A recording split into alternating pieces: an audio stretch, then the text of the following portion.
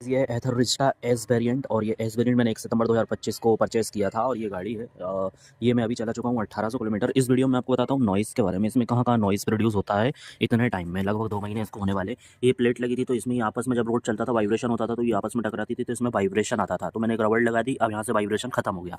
दूसरा वाइब्रेशन, जब रोड पे गाड़ी चलती है, आप आगे सीटिंग करते हो, ये सीट में पीछे रबड़ की कमी है तो ये पीछे से नॉइज़ करती है। अगर 2 लोग बैठे होंगे तो नहीं बजेगी, या तो इसमें रबड़ लगानी पड़ेगी या तो कंपनी को देना चाहिए था, जो इन्होंने इसमें यहाँ पे नहीं प्रोड्यूस किया है। ये तो मैंने खुद ने लगाई थी।